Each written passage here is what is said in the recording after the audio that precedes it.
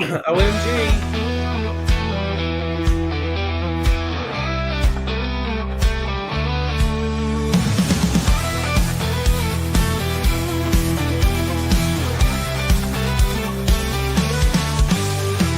Game on game strong, let's break the mold.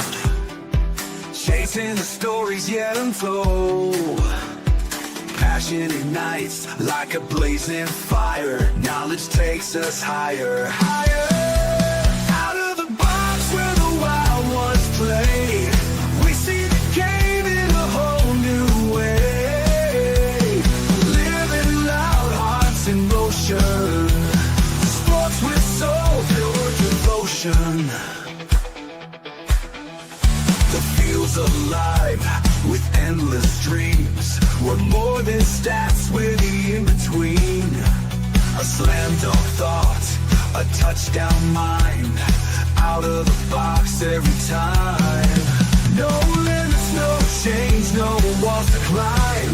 We're rewriting the rules in real time. Out of the box where the wild ones play, we see the game in a whole new way.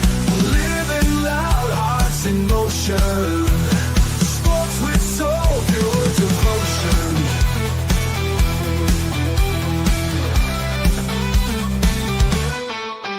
No limits, no chains, no walls to climb. We're rewriting the rules in real time. Out of the box where the wild ones play, we see the game in a whole new way. Living loud, hearts in motion. Sports with soul, pure devotion. Every shot's a story, every cheer's a spark. Under the lights we make our mark. Beyond the scoreboard, beyond the lines.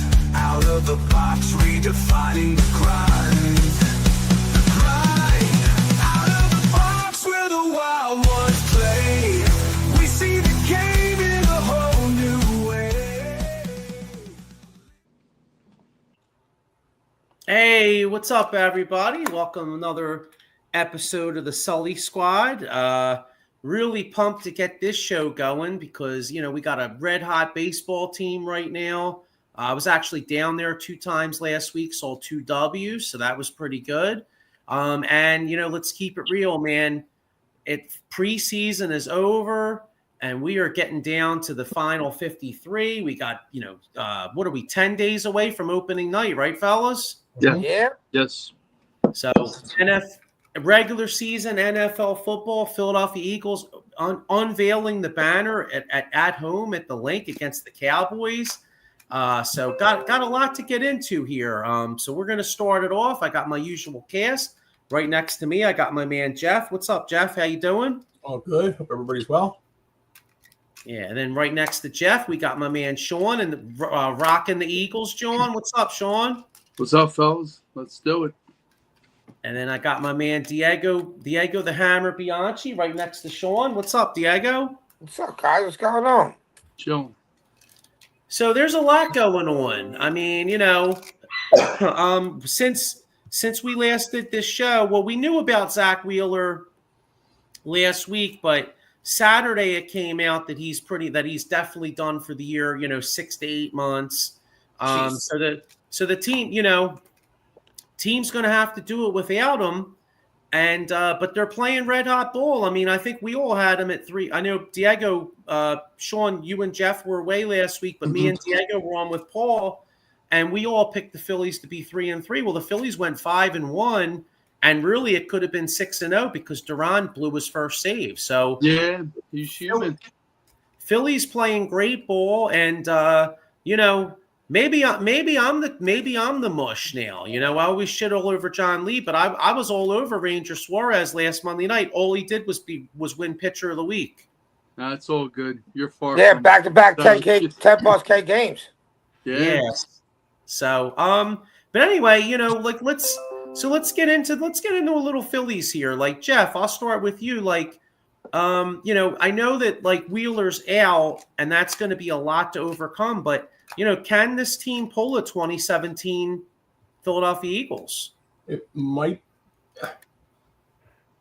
I think it's going to motivate them. I think that's one big thing that they want to do it for Zach. I mean, you know, the person comes before, you know, his career, his family, and everything like that. So, you know, you understand why he did what he did and how long he's going to be out for and everything. And it was the right decision. But, you know, Ranger had a little bit, like you said, a little bit more swagger. Even Nola, for once, looked good. If these guys can all step it up, that would be a big help, you know? It still bothers. The one thing that still bothers me, though, is they don't score their runs until late. Mm-hmm. I mean, you know, last couple of games they've been putting up 20 hits, which is great. Mm-hmm. But like you said, get hits early. That's Stick it. a knife in them instead of like on your toes. You know. Yep.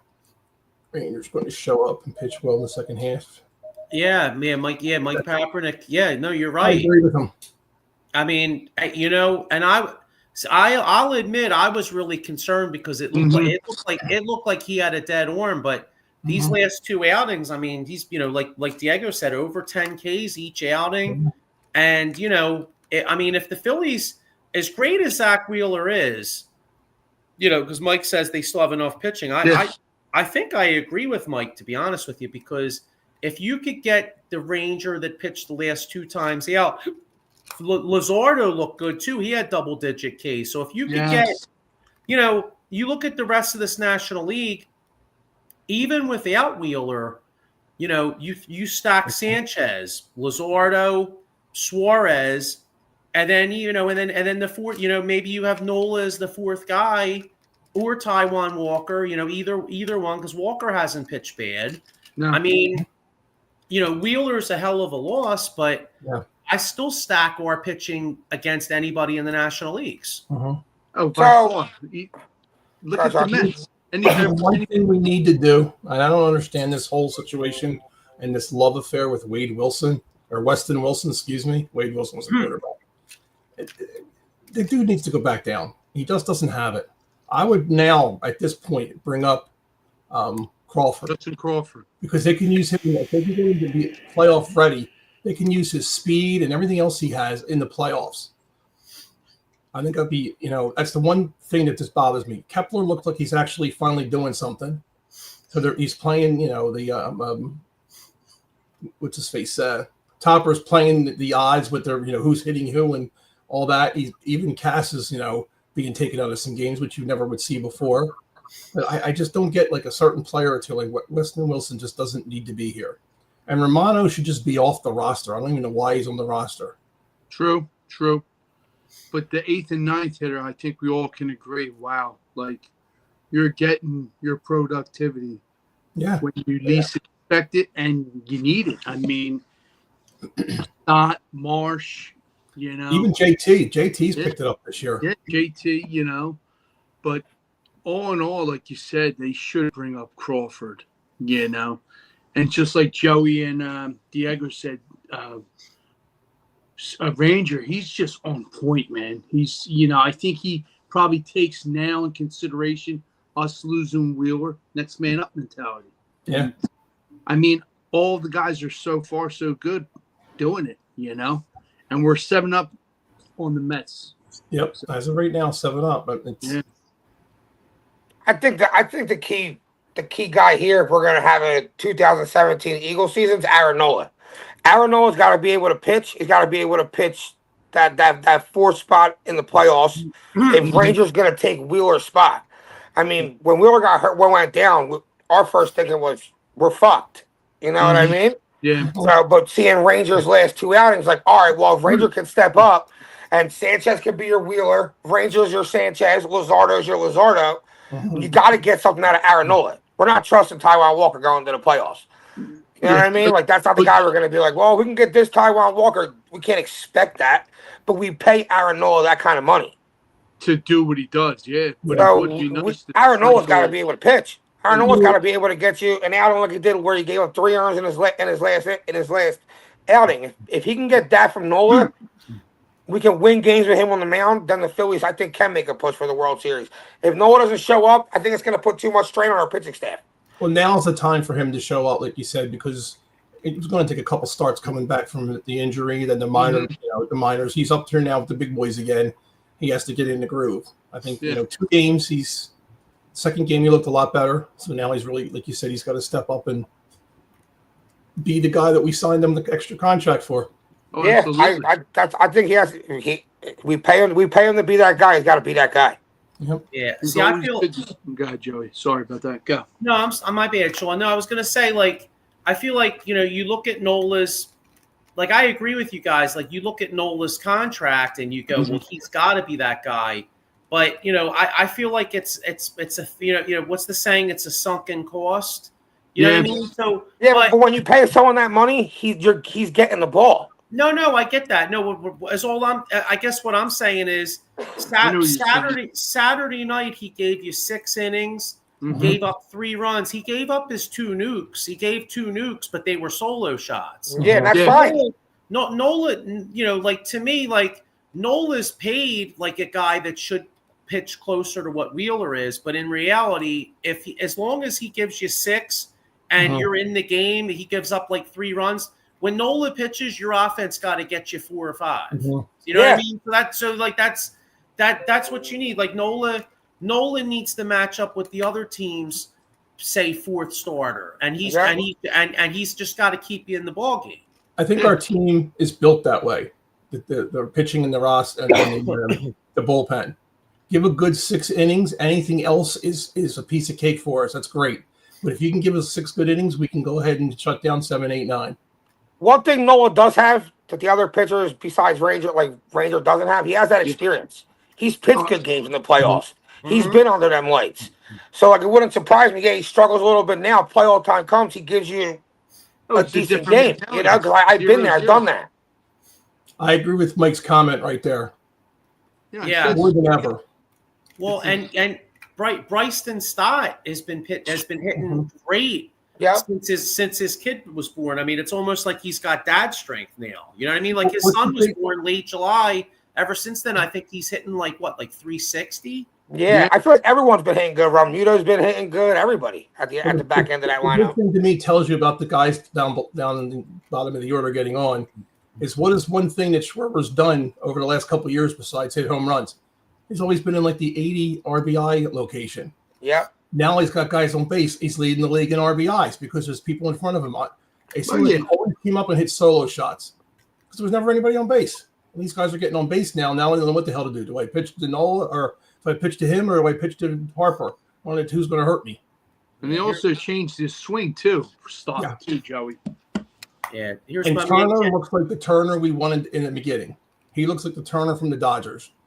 Yeah, here's our man Ken Fry. He says, "What's up, guys? What's up, Ken? What's up, Ken? Thanks for checking us out." And Ken does a Met show, so I'd be interested to see what Ken's perspective is on this big 3. Because if we look ahead, I mean, we're kind of looking back at the Phillies going 5-1, but looking forward, Phillies have a 7-game lead on New York, I believe. Yes. So 7-game lead on New York. Those 6 head-to-head matchups. Yeah, we got 3.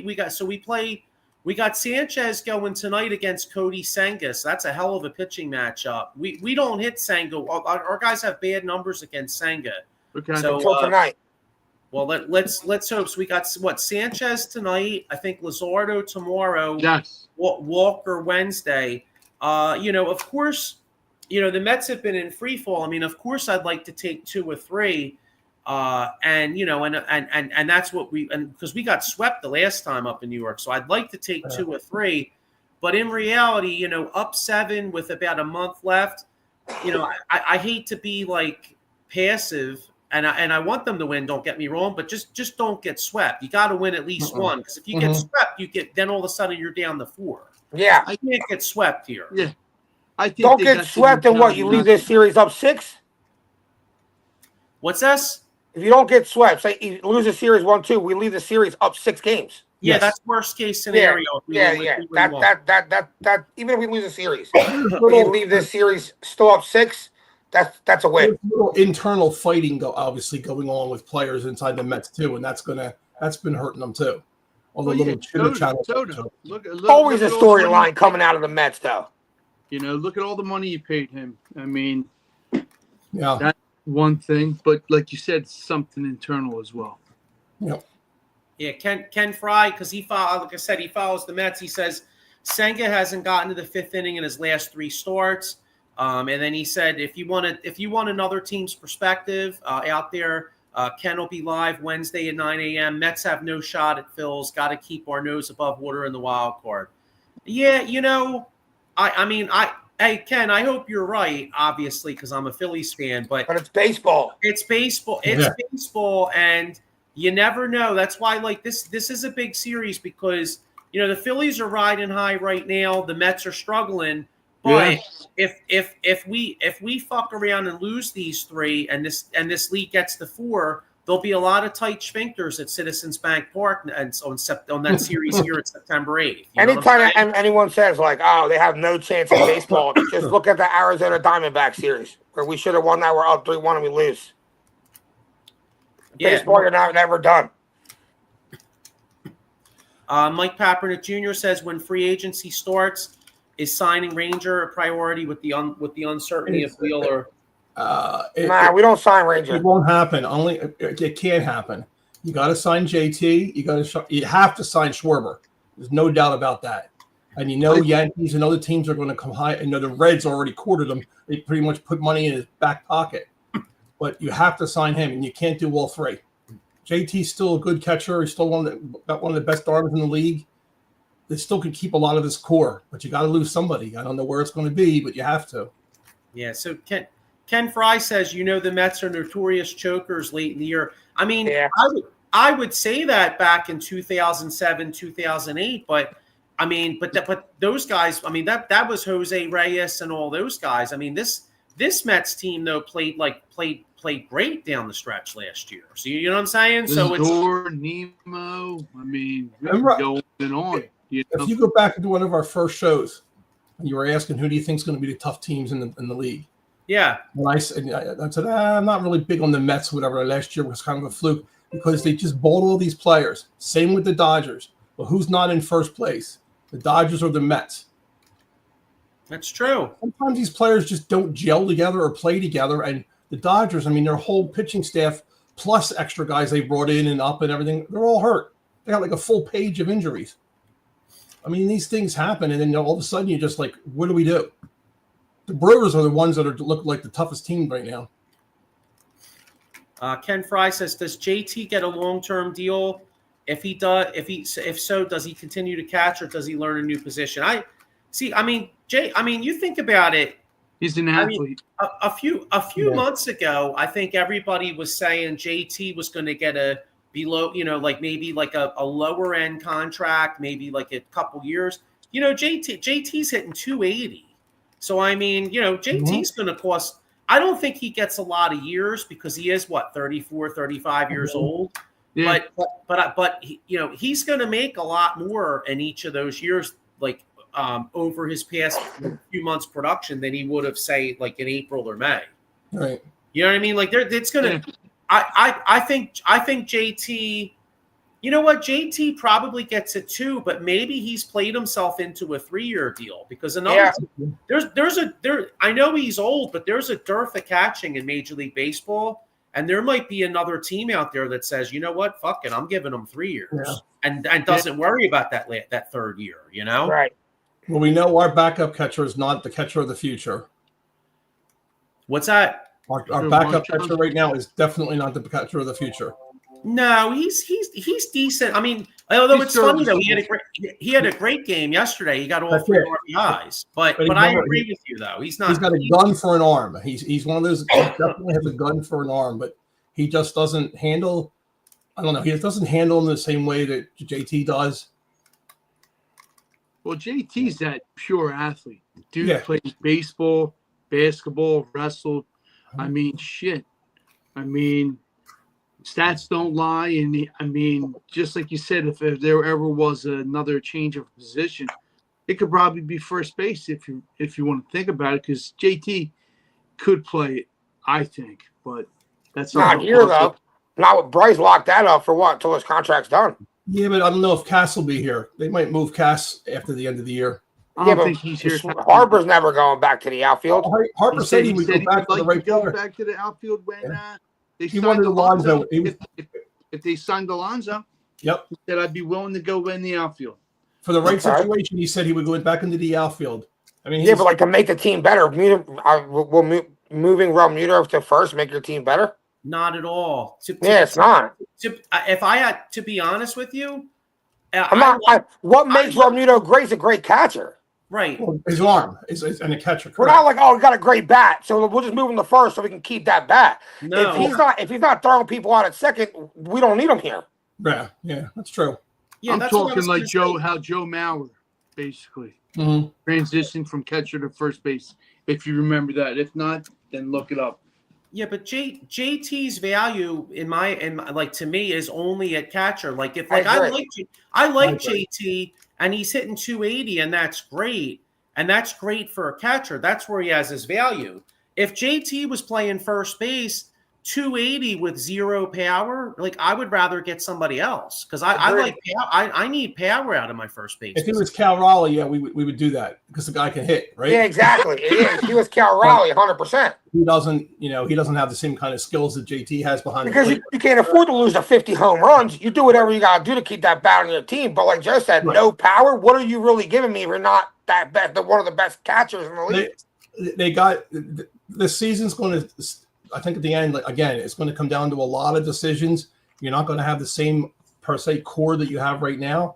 You're going to have a couple of these guys here. So, and JT did say he wants to stay in Philly, even if he has to take a pay cut. So we'll see how true that really is. I would try to keep JT till his knees fell off. You know what I mean? That's how good of a catcher he is. Yeah. So like Joe said, we got to give him 3. We got to eat that last year because his knees ain't there and he's only playing 80 games. So be it. But it seems like when pitchers pitch with JT, they're much better. Well, because he calls a great game. That's why. Right. And pitchers say it. So that's where his, like Joe said, that's where his value really stands. If he's not calling the game, then you can take your bat somewhere else. And nobody frames a plate. He gets the most calls I've ever seen framing the plate with those pitches. Yeah. Other catchers try to do it and they don't get it, but Realmuto just gets them. Yep, he does. Yeah, that like you said, like that's where the Phillies get the value because most of the other teams' catchers are hitting like 215, 220 and not nearly as good. And JT's hitting 280. He's got speed. He's great defensively. That's what makes him the X factor. Like you move his position, then I hate to say you might as well just get rid of him. And I like the guy, but I want no because we already have a third baseman that's got no power. We've got too many first basemen. What, 9 homers? We've got too many first basemen. Right. You've got Bohm who plays first. You got Harper who plays first. You're not going to move another one over there. Sosa can play first. If they bring up what's his face back up, Otto back up, he plays first. I mean, everybody plays first. I mean, I know it's not. I'm not going to say it's not a hard position, but Gold Glove. I think Harper's got a Gold Glove this year. He's perfected it. Yeah, I think you need power out of your first base and your third, or at least one of them. You know what I mean? Yeah. You can't have no power from first base and third base because then all of a sudden, where are you going to get your power from? Yeah, right. And you got none at second with Stott. Sure. Right. Where do you have power? Right. You got Schwarbombs. You got to keep Schwarbombs as power hitter. Harper. Harper had some injury problems. Harper is still probably good for 25 to 30 as long as he's healthy. So that gives you about 60 bombs a year. Yeah. Now you got to get corner out. One of your corner outfields got to get that. That's where the Phillies are missed. If you look at the Phillies lineup, you don't have enough power from third base. I'm ready to move on. I don't give a shit what we do this year. I'm ready to move on from Bohm. I need a third baseman to hit me 20 to 25 homers a year. Yeah. And I need an outfielder. One of the outfielders got to hit me 25 to 30. That's what they're missing. They don't have that. You were at the last couple of games that they won. So how is it? I haven't been under the game yet with the Tarantula. How is it when they do that? It's awesome. Oh my God. It's so cool. Yeah. It's really, It's really cool. It's like it's the coolest entrance. It's like the coolest entrance I've ever seen being down in the game. You know what I mean? Like the whole place, and it's great too because it almost reminds me of like how Yankees fans must have felt when they play like Enter the Sandman when Mariano would come in. You know what I mean? Because like you're sitting there, they turn the lights out and shit, and like you're just sitting there like, oh shit, he's gonna throw some gas. You know what I mean? Like Diego, it's like one of the 50 Cent shows where they play like the fire ass song. Like I was watching. I mean, it looks sick when you're watching it on TV. I can just imagine how awesome it is when you're actually in that building. It's really banging. It's like when BMF comes on and they play that song. You're like, oh shit, I'm getting ready to watch some gas. You know? Yeah, the Undertaker thing comes on. What's that? They play the Undertaker music when he's coming out. Oh, it's great. It's fucking phenomenal. Yeah, I love it. So, but all right, well, let's because I want to get into some Eagles. So let's get a prediction for this week. So, Phil's got three in New York, and then Atlanta comes here for 4. What are we looking at? 7 games this time. Actually, you know what? A couple questions. What's our record in 7 games, and how many games up are we on the Mets? Do we gain ground, lose ground, or stay around the same? Like Jeff, what do you think? 5-2. Okay. 7 or 8 up. Okay. 4-3, and we're 7 up.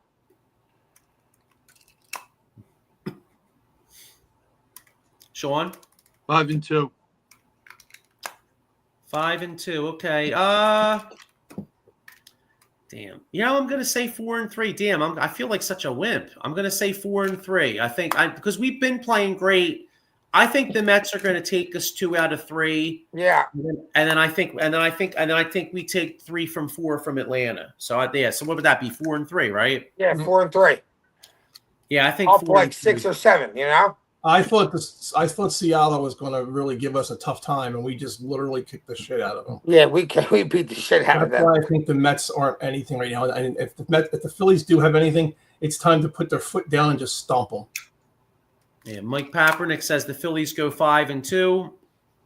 He also says if you sign Pete Alonso, he plays first, and Harper can DH and play first, and some outfield, and Alonso could DH on nights Harper's playing first base.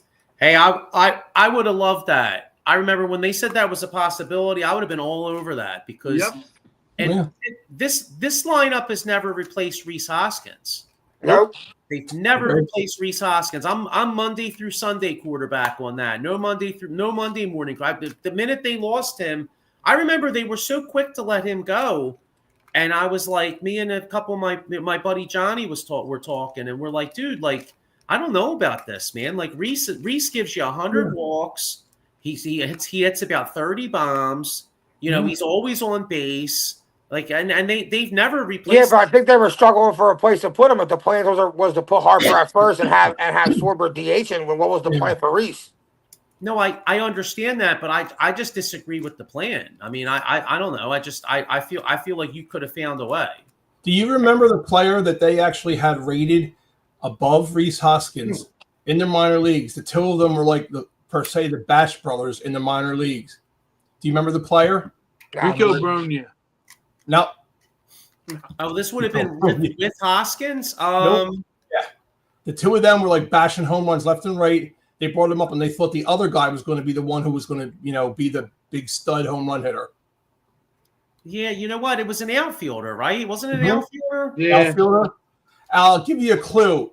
His last name is the name of a quarterback in right now, an active quarterback. Well, no, man. I'm drawing. As soon as you say his name, I'm gonna kick myself because I do remember that. Dylan Cousins. Dylan Cousins. That's it. Dylan Cousins. Yeah. Yep. Yeah. He just struck. You know what? He struck out all the time. All the time. Yeah, Dylan Cousins. Yeah, that's right. I remember that. Yeah, I remember that because you're right. Because I used to go on the Future Phillies site a lot, and they would read about the prospects, and everybody on there would be commenting about Dylan Cousins, like, oh, when are they going to call him up? He's ready. You got his jersey? What's that? You have his jersey? Nah, never quite got his. That would have been funny though. There you go. A lot of people would probably say to you, "Who's that?" After the show, order it. You're welcome. That's the next purchase. Mitchell and Ness can make it for you. Yeah, We I got know the only something problem better. is I'd have to get a Reading Phillies Dylan Cousins because I don't think he ever made it out of Reading. No, he No, did. he He made it up here, and we traded him. I forget who we traded him for. We traded him because some other team took it, and I don't remember how many home runs he had, but he just, again, one of those ones. That's why I'm kind of worried about Painter. I don't know if Painter's going to shake out right. There's something about it. I just have this weird feeling. Well, he does. Know. You know what though? I'm at the point because sometimes guys get bored in the minors, or you're such a top prospect that some guys pitch better in the majors than they do the minors. You know what I mean? Like some of these guys, it's almost like they get that shot of adrenaline. Like, you know what? I'm up here with the Iron Pigs, man. This shit blows. Like, and then he goes to Philly, and next thing you know, he's firing. You know what I'm saying? Well, Abel just got smashed the other night. Yeah, you know what? I don't think. I mean, I could be wrong, but I don't think we're going to regret trading him. Like, I think he did the right thing. Yeah. Yeah, Abel. I think Abel's ceiling is I think Abel's maybe a 4th or 5th starter in the state. Yes. Like you can find that shit. Like, you know what I mean? I don't think you could go into free agency and pay a guy 12 to 15 million or whatever a year, and he could do what Abel could do. It reminds me of Drebeck. Remember we had Drebeck and we weren't going to do anything with him, and we gave him to Toronto, ended up doing nothing. How about Jesse Biddle? This is another one. On and on. Thank you, Ruben Amara. For the dude JJ Happ, we traded him. He was similar to Abel. Oh, yeah. JJ Happ had a good career after that. Good though. He did well. Yeah. For the Blue Jays, that what you traded him to? Yeah. We Mike Papper Jr. says, well, we have to hope Painter pans out if the Phillies lose Ranger. Yeah, I agree. Yeah, for sure. They got another kid. There's another kid in the minors that they think he's like a low end rotation guy, like not a top guy. But there's a guy, I think his name's Cabrera, that pitches for Reading, and he's pitching really well this year. And I don't know if you count on him, say next year, but maybe the following year.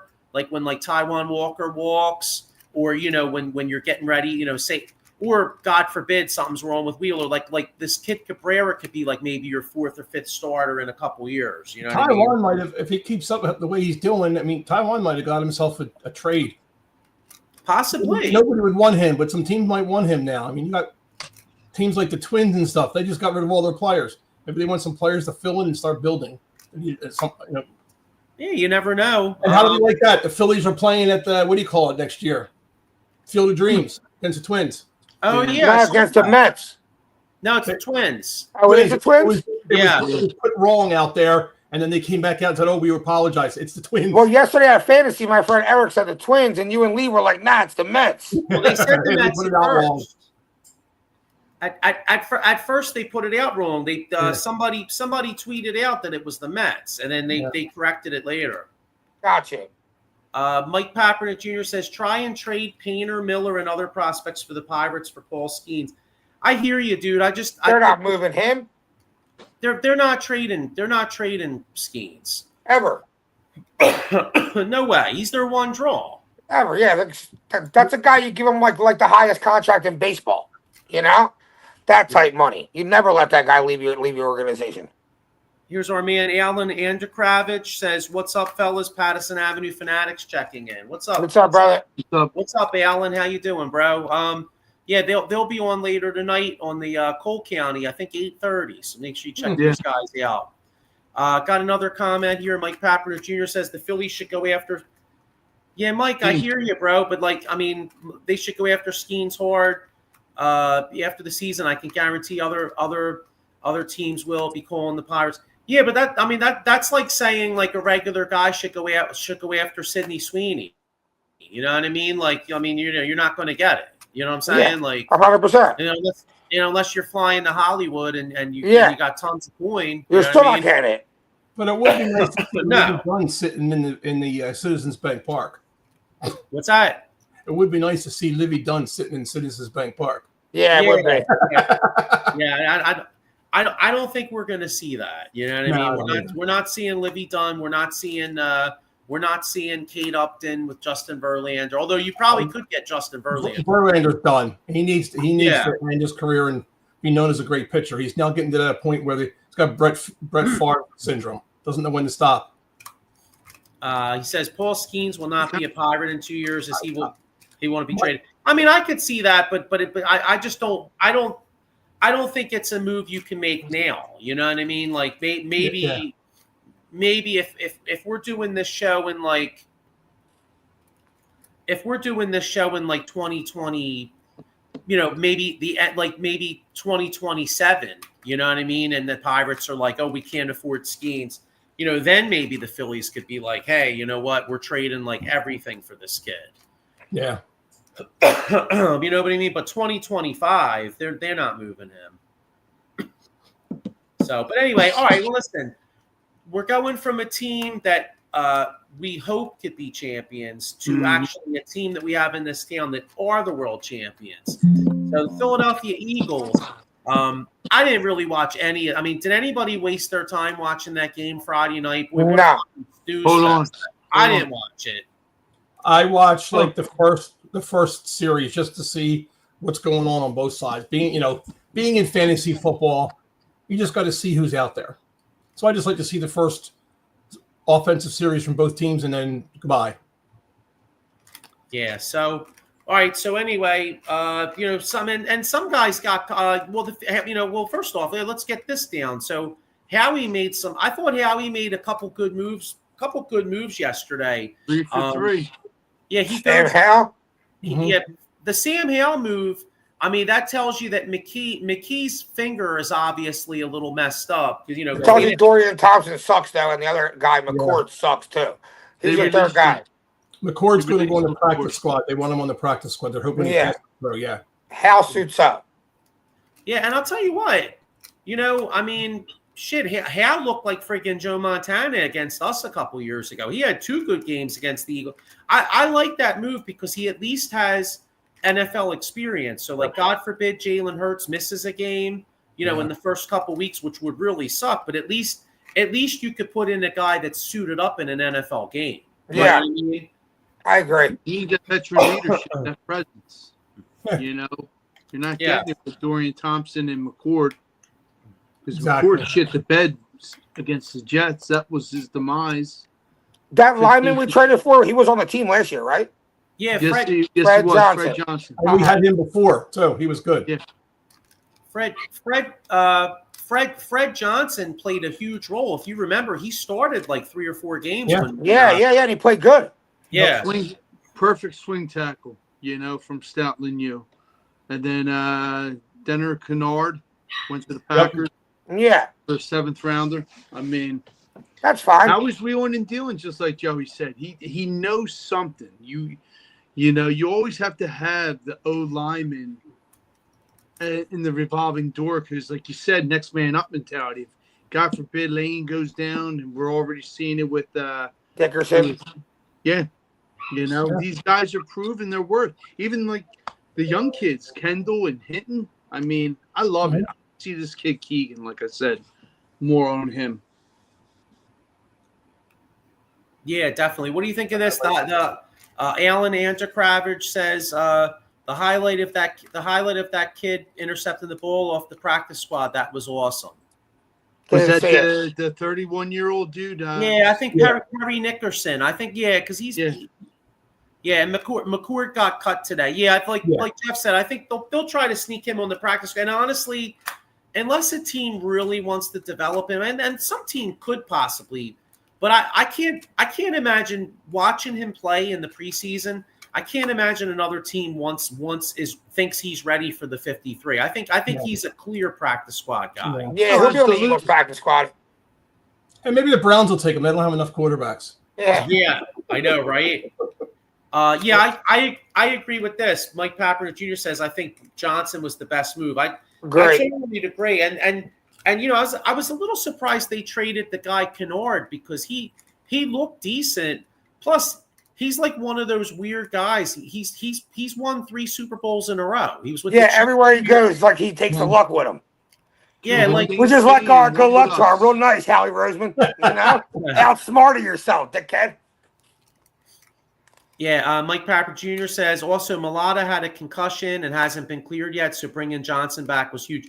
Totally agree. I think Fred Johnson.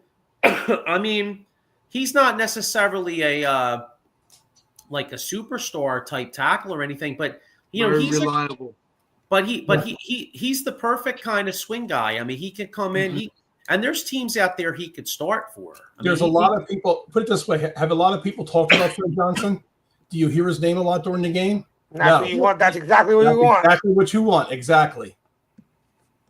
Like a cornerback. If you're hearing that guy's name all game, he's getting burnt. Yeah, right. You're right. Hey, you know, you mentioned injuries and hearing guys' name. I'll tell you what, a guy's name that everybody should keep in mind, especially when they get hurt, is my man Jason Fine, a.k.a. Attorney Big Al. Motor vehicle accident, slip and fall, workers' compensation, or personal injury claims. He's got 3 offices throughout Pennsylvania, New Jersey, 1 in Philadelphia, PA, 1 in Cherry Hill, and 1 in Pittsburgh. So, yeah, hey, Philadelphia Eagles got their injury insurance with Fred Johnson. If you strain a nut or something and you're out of work, get yourself some injury insurance with my man Jason Fine. And I don't think we're done. I think Howie's going to scan all the cuts and figure out 1 or 2. Because Eli Ricks, I think, was being released now, too. So, there was a writer – I saw it on X, and shit, I meant to save it. I think his name was like Ed. I think his name was like Ed Kratz or something. Somebody that writes, but he brought up. He said, "Don't rule out the Eagles possibly making a move for Trayvon Walker from Jacksonville, or the kid from Miami. I think was it Jalen Phillips, the outside linebacker from Miami." Because, you know, well, first off, Phillips played for Fangio. You know, he knows. Didn't Phillips tear his Achilles though? A couple years back, but he's only 26 years old. I mean, I don't think, you know, you're probably not. Maybe you're not giving up the farm for him, but the Eagles have tons of draft picks though, bro. Yeah. Well, I mean, you know, if Fangio likes him, you know, I mean, he might be worth like a 3 and a 5 or something like that. Bring him in. Okay. He's for depth, you know what I mean? Or and the kid Walker, I mean, he was a first-round pick for Jacksonville. I mean, that kid's good. Bulldog. What's that? Georgia Bulldog. Right. Now, the only thing with Trayvon Walker is that I don't know about that one, only in the sense that he's looking for a huge ass contract. Yeah, he's going to cost you a lot. He's gonna cost you a lot in compensation. He's also gonna cost you a lot in contract, and then you're going to have to pay Jalen Carter. You're going to have to pay if Jordan Davis has a good year. You have to decide if you want to pay him. Moro Ajamu, you got to. What if people are saying he's coming on? You might want to keep him. You know what I'm saying? If he comes on, and Nolan Smith. I didn't even mention Nolan Smith. So you never know. Trayvon might come in for a 1-year deal, just like Vaughn, and then see what happens.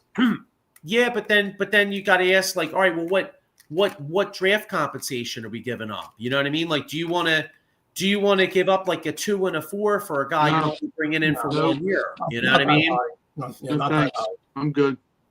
So, but I'm just saying what I read. I mean, because you know, Eagles don't have the cap to bring in a star like that. Well, they actually have cap space this. They do this year, but I don't think they're thinking that much about just this year. You know. Yeah, we got all them guys we're going to have to sign in the next 2-3 years. Like, what are you going to do when Coop and Mitchell's contract come up on the same year?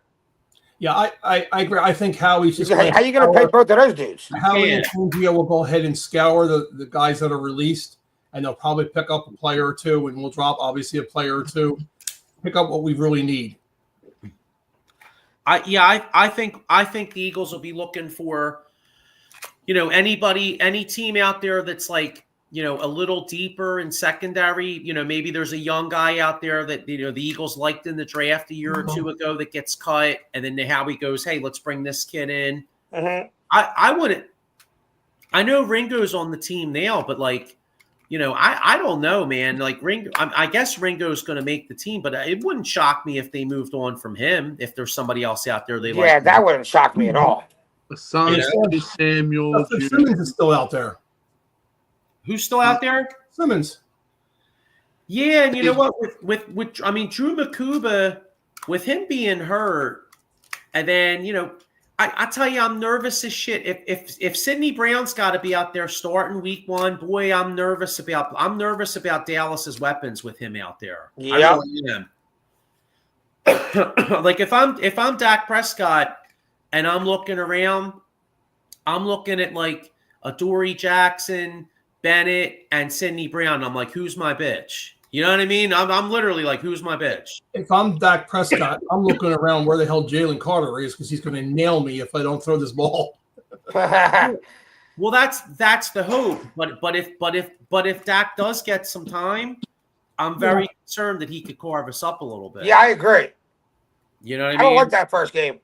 I don't either. I tell you, of course I'm never going to bet against the Eagles, and I hope we beat the shit out of Dallas. So of course I wouldn't, but Dallas +7, like Dallas covering would not surprise me at all. I feel like that could be closer than people think. Agree. Let's see. Mike Papernick Jr. says we have to hope Malata is healthy, as Dickerson might not be ready by game 1, so the left side of the offensive line might be a problem.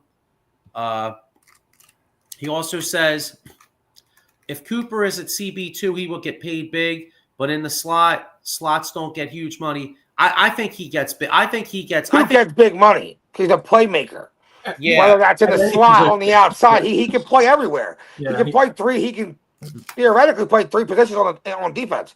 He can play safety. He can play in the slot. He can play outside. He did it last year where he was covering Chase on the inside. I don't want him punt returning anymore either, though. What? I don't want him punt returning anymore. No, definitely not. That's why you got Anais Smith, so don't worry about that. Agreed. Do they? I'm wondering if his they cut him.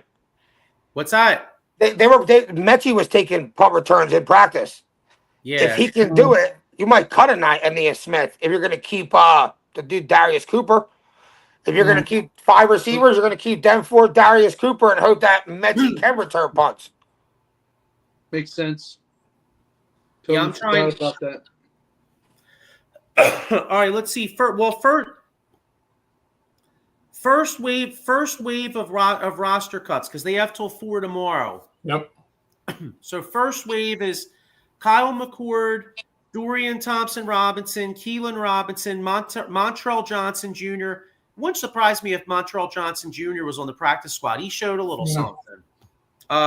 Shunderick Powell, wide receiver Terrence Marshall Jr., wide receiver Elijah Cooks, tight end E.J. Jenkins, tight end Nick Muse, defensive back Eli Ricks, defensive back Lewis Seen, defensive back Maxon Hook, and offensive lineman Kenyon Green. Kenyon Green's the guy that we got for C.J. Gardner-Johnson.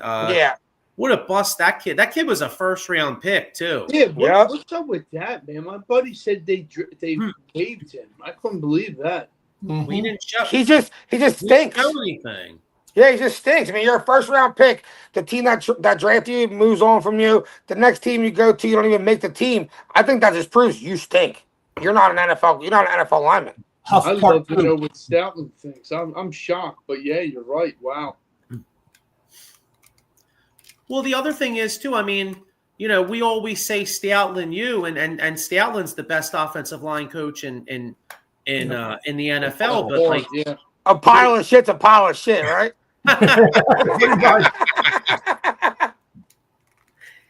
Can you imagine if that guy's like sitting there like, well, I mean, he wouldn't be watching, but can you imagine that guy sitting there? He's like, damn, man. He's like, I'm getting buried everywhere. You know? Yeah, you imagine. He can be like Sanders. Shiloh Sanders just signed with the Argonauts. Who did? Shiloh Sanders. He got dropped by Tampa Bay, and he signed with the Argonauts today.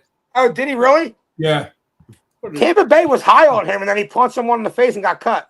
Yep. They said he was great in practice and had the right attitude, and his toughness, and it's just how I forget how the Bowles put it. He said it was just not uncorrigible what he did with that punch. He said, "We don't need this on my team." Well, not only that, he said you gotta keep your emotions to a T, and once you throw a punch or something in the league, you're a bullseye. You're gone. Yep. So they're saying that they're saying actually that if, which he probably won't, the Browns are going to keep him. Shedeur Sanders, they said they might have both Sanders up on the Argonauts. Yeah, I'll tell you what. They did Shedeur Sanders dirty over in Cleveland. Having him play with the 4s and the 5s while Dylan Francis gets to play with the 1st and the 2nds. There's so many rumors going around. Like I saw that. I was listening. Well, I just watched a video before we came on. RG3 broke it down. He went through every single player that Shedeur was playing with, all the players France was playing with. He was playing with offensive linemen who aren't going to make NFL teams, who were 4th on the depth chart. Like, of course, he's going to get sacked 5 times by the Rams when he has a split second to make a play. But then put Dylan Gabriel with the 2nds and 3rds to make him look a little better. So when you make Shedeur your 3rd quarterback, you can't get that storyline of push Shedeur in. That's all Cleveland did. But in reality, you're fucking Cleveland. You suck. You don't want to get the best out of the 3 quarterbacks you got? Joe Flacco ain't the answer. Joe Flacco's a bum. I mean, I agree. I agree with you that Joe Flacco's not the answer long term. He's 42. What he's going to throw a lot of balls. He's going to throw a lot of picks. He ain't winning with them. What's the point? I get it. I get it. But Joe Flacco did get them in the playoffs 2 years in a row. 2 years ago. I mean, I get it. Like if I got you, Joe Flacco won a Super Bowl and all. Joe Flacco washed. All I'm saying, Flacco's still playing football, plain simple. All I'm saying is, I'm with you, Diego. Like if I'm running the Browns, to me, it's a waste of fucking time starting a 42. That's what I'm saying. If all right, put that in position. We're Eagles fans. What are you saying? I want the young guy playing. I want the young guy playing, and then I want to blow so bad that I get the top pick, and I can maybe get like an Archie Manning Jr. Yeah, like Flacco's going to do just enough to win you enough games to fuck you out of a top 5 draft pick. Right. Exactly. So, like, when you look at the Cleveland Browns, you go, wow, I wonder why that organization sucks. They just show you every time. Yeah. Yeah, because what is, and you know, the ironic thing is, if you look at the Browns, they actually have some fucking talent on that team. If you look at that roster, you look at Jerry Jeudy as a good wide receiver. Njoku actually, when he has a quarterback, he puts up numbers. Yeah, good tight end. They got good players on defense too. They got Myles Garrett, one of the best defensive ends in the league. That dude Ward at corner, he's one of the best corners in the league. Yeah, see, Mike Papperner Jr. says the Browns don't want to win this season as they have 2 first-round picks next season. I see, Mike. Unfortunately, I actually disagree with you. Yeah, I disagree. It looks like they're trying to win some games. Right, and I think they're stupid for it.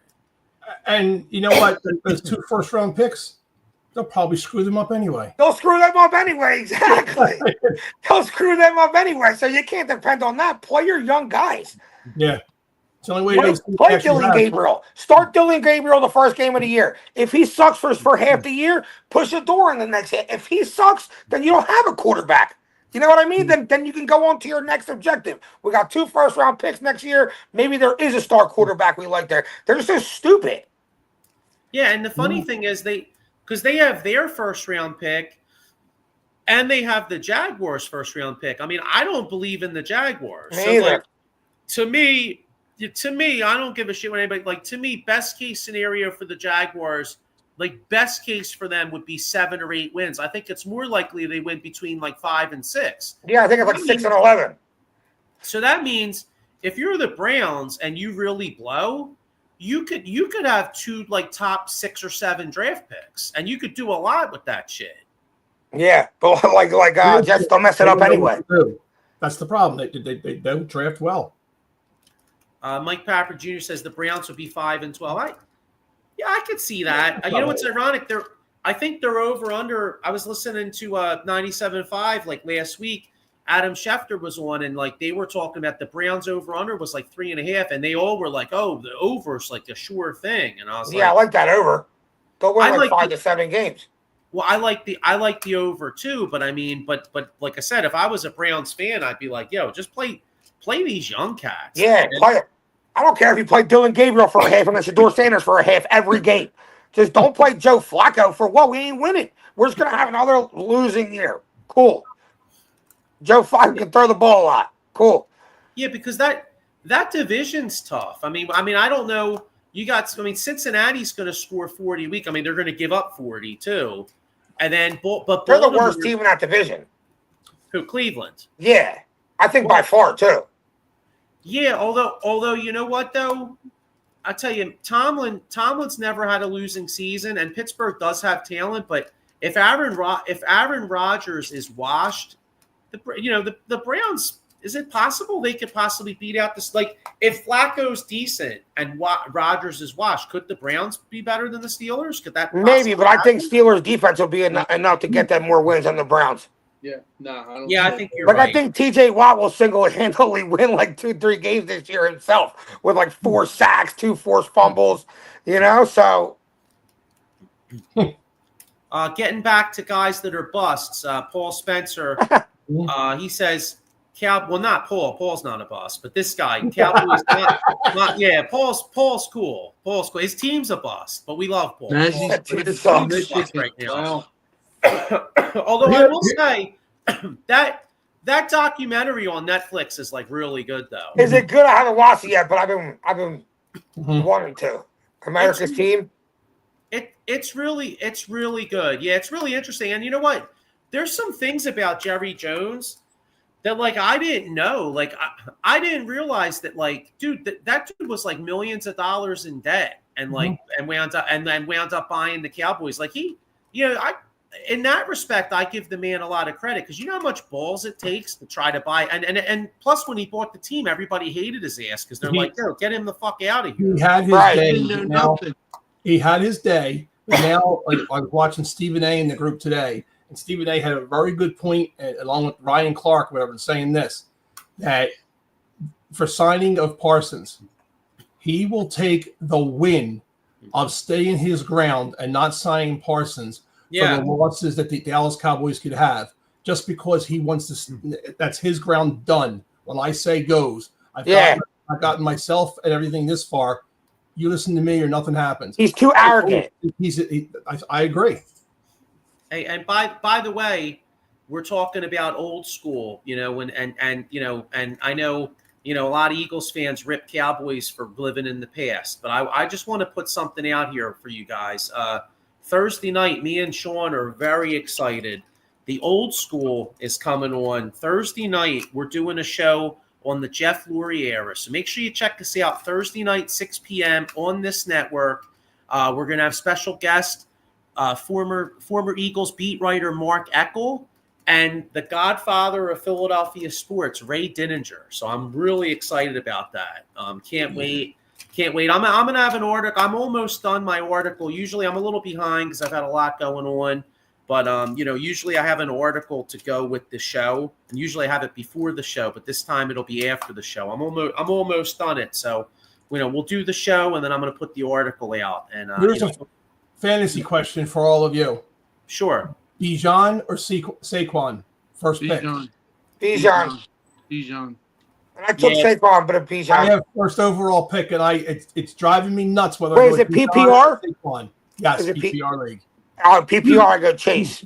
Like Joe went. Joe had the first pick yesterday. He went Chase. But think about the league. There's not a ton. First pick, and there's 12 people in the league. Every running back's going to be gone. Yeah, that's true. There's a lot more wide receivers out there than there are running backs. There is, but you can target. I feel like there's a little bit more later running backs in this draft than normal. Like Pacheco's going late, Aaron Jones going late, DeAndre Swift going pretty late. That if you took Chase, you could do something like that. But if you take Bijan, you can't go wrong. You think Saquon? Chase went first in one of my leagues. Bijan went first in another one of my leagues, and then Saquon went first in another one of my leagues. Yeah. So in reality, I feel like them three guys are pretty interchangeable. Yeah, and hey, another thing too, like, we're all pumped about the NFL because we're going to get ready to wrap up in a minute here. But this weekend, a lot of big college football shows. Yeah. A lot of big college games. So. Any of you college football fans out there, Friday night at 7 p.m., make sure you tune it right in here for College Football Frenzy. And I know they played that college football game in Ireland the other day. They did, yeah. What was it? Iowa State versus Kansas. Iowa State won. Kansas State 24-14 or something. What was it? Kansas State versus Iowa State. Yeah, Kansas State versus Iowa State. Iowa State won.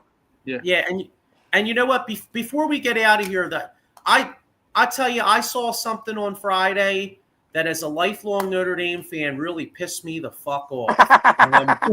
I'll tell you, it looks, guys. I'm sorry, it looks the same to me.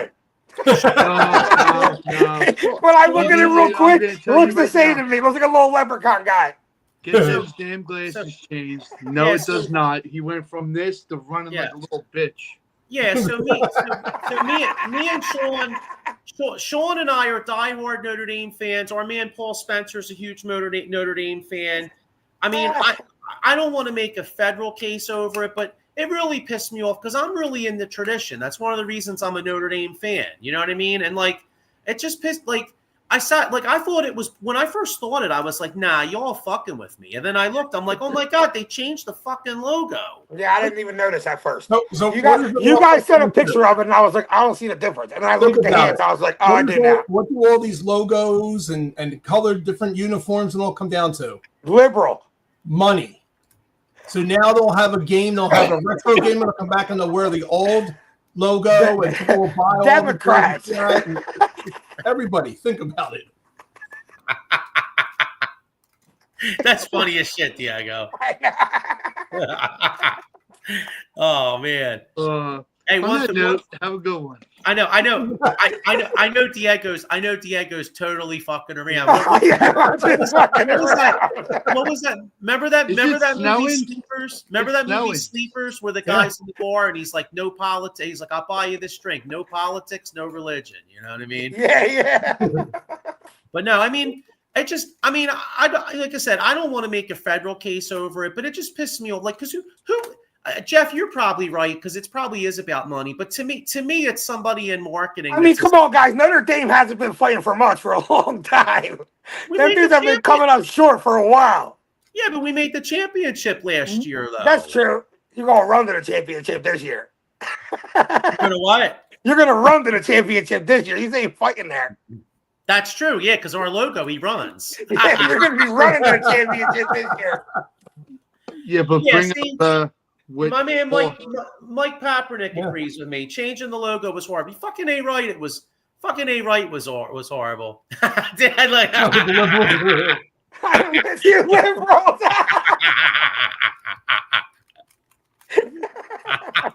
I'm glad we can all have a laugh over that.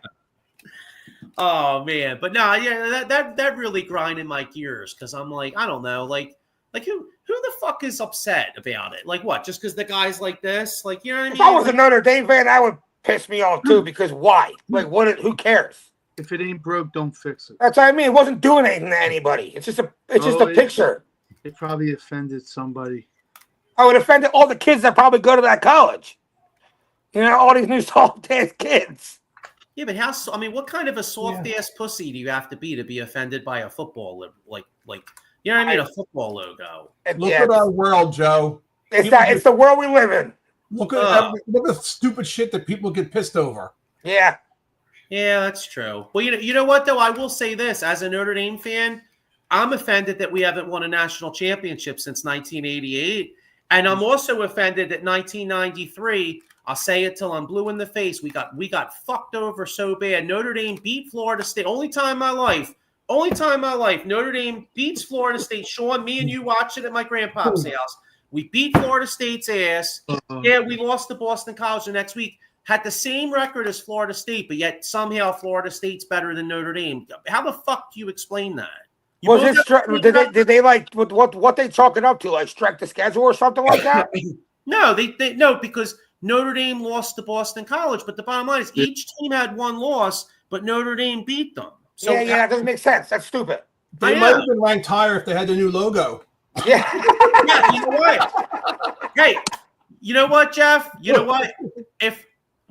There's a play. I mean, now you might get the edge in them calls. They might be like, put Notre Dame in. We love their logo. Paul Spencer says, all I'm saying is beat the damn convicts week 1. Yeah. Convicts reunited. Yeah, I'm I'm gonna have to watch. I'm gonna have to wear. I got the Catholic First Convict shirt. I'm gonna have to rock that, John. Fire. Paul Spencer Sunday night. Yeah. Oh yeah. I gotta find it. I got the Catholics First Convicts. That was a great 30 for 30, Bob. Yeah, that was a good one. That was a good one. Yeah, that was a great one. So, but anyway, all right.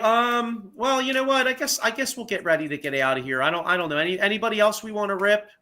You know what? Hey, I got one. Sixers training camp's coming out less than a month. Sixers training camp. Wait, hold up. No, I was going to say anybody else we want to rip. Yeah. No, I was just going to say fuck Joel Embiid. He's never going to. I was going to say fuck the Sixers, right? Who's even going to show up to the training camp?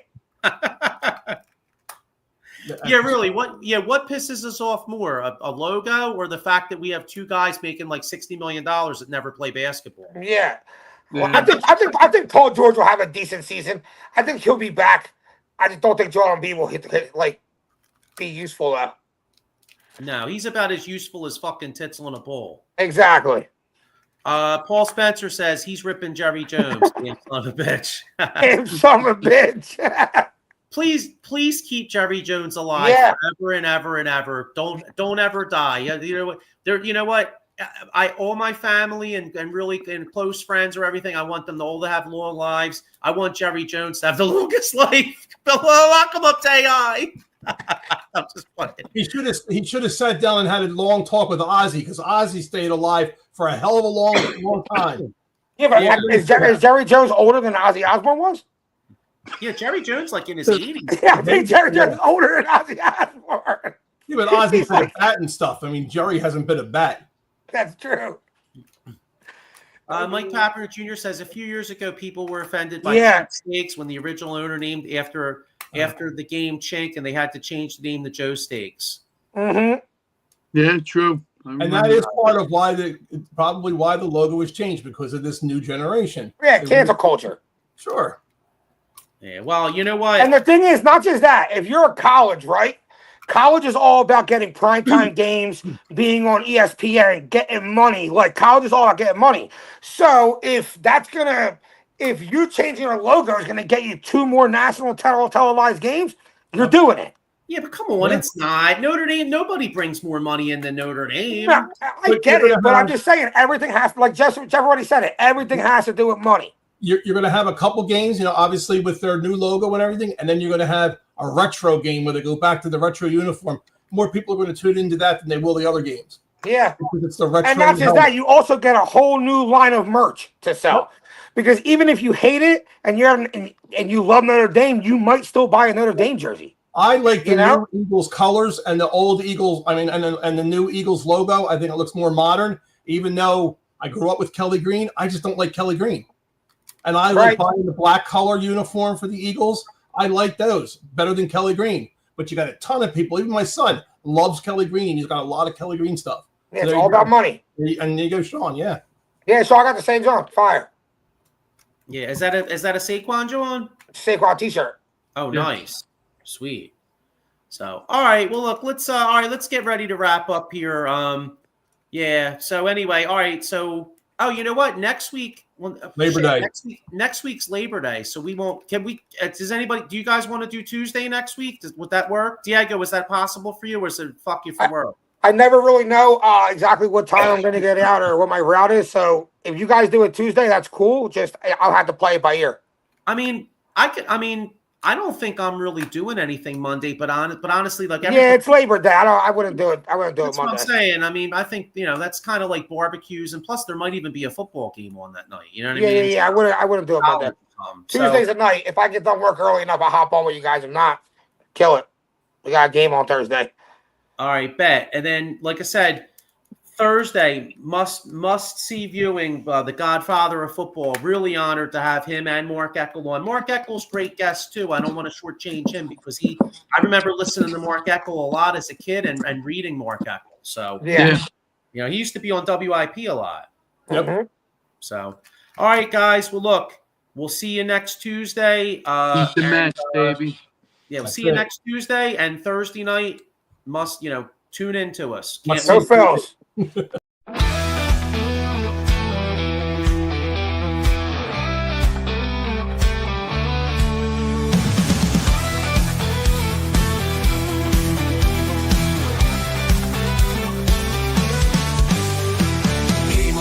strong, let's break the mold. Chasing the stories yet untold. Passion ignites like a blazing fire. Knowledge takes us higher, higher. Out of the box where the wild ones play, we see the game in a whole new way. Living loud, hearts in motion. Sports with soul, pure devotion. The field's alive with endless dreams. We're more than stats, we're the in-between. A slam dunk thought, a touchdown mind. Out of the box every time. No